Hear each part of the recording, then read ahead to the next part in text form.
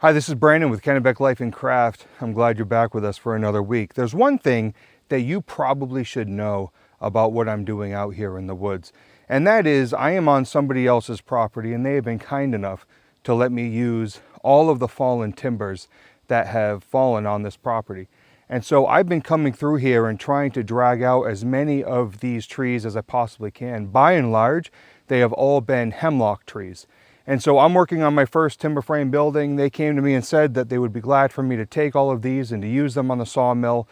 And so that is what I've been doing. It's a lot of work. The tractor coming in and out, it takes a lot of time just to get one or two logs, because my tractor can really only do a couple at a time, one in the grapple and one in the back. If you've seen some of my other videos, you see how I twitch these things out of here. So I'm specifically looking right now for 18-foot long pieces. Now this is becoming harder and harder because out here in the woods, I'm running into less and less trees as I take them out. So this is becoming a little bit more difficult in recent days because I've taken what are ostensibly all of the easy trees that have fallen out. And so I'm kind of going to more and more of the outskirts, the more difficult areas. And I'm being a little bit more cautious as I do that, simply because my tractor isn't made to do what a skidder can do. And so I'm trying to be careful, but at the same time, I need what I need.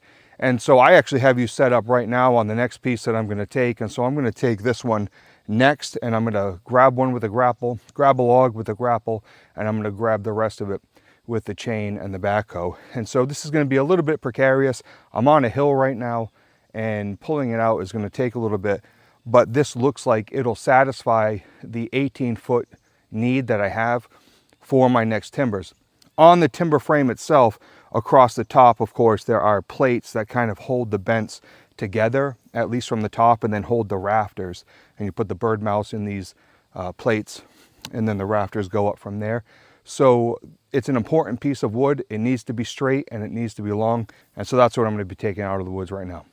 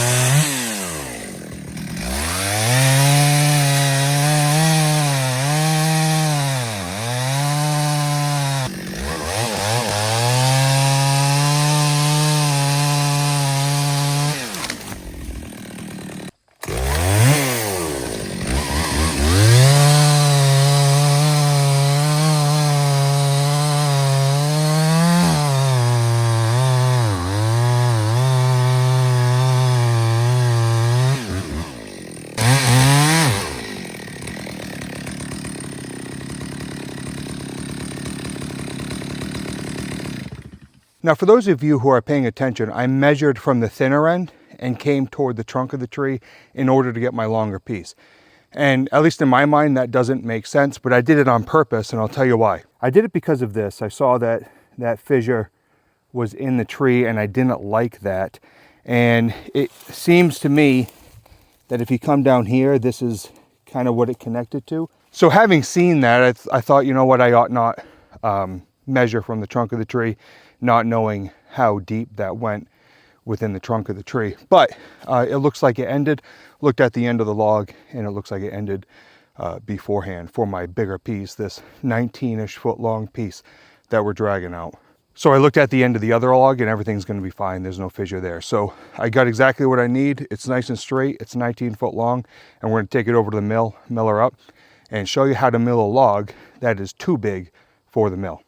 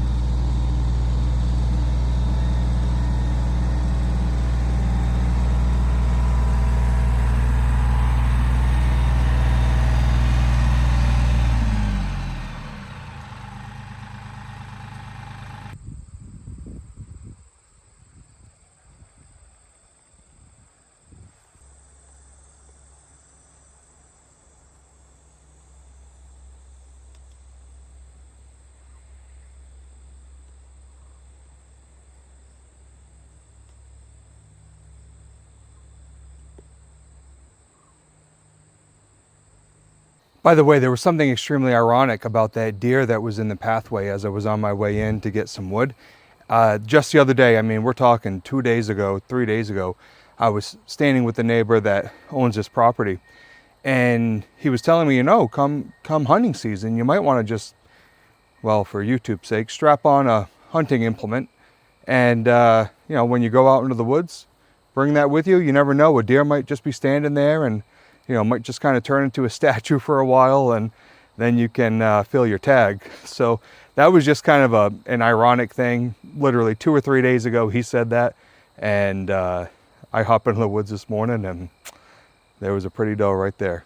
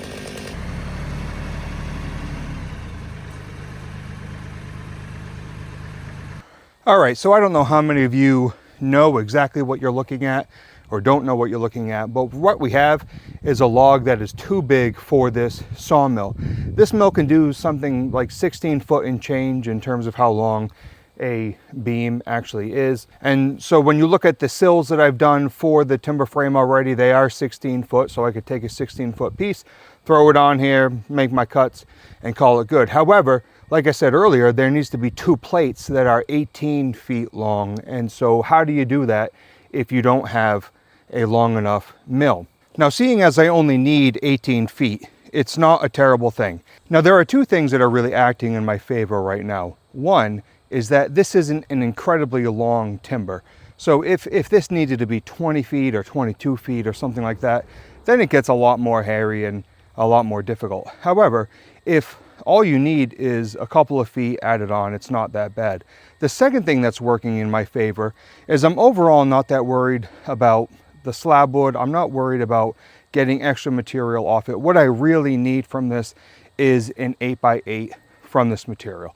And so I'm going to do my best to get that 8x8 at all costs, not really concerned about any kind of waste on this particular log. So how this is going to work is we're going to take the bandsaw and we're going to run this all the way down as far as we can. Then we'll take the chainsaw and we'll cut off that particular slab. We'll flip the thing and then we'll do the same exact thing. We'll take the bandsaw, we'll cut down, take the chainsaw, cut that slab off, and then we'll put it on its side and we'll do the same exact thing.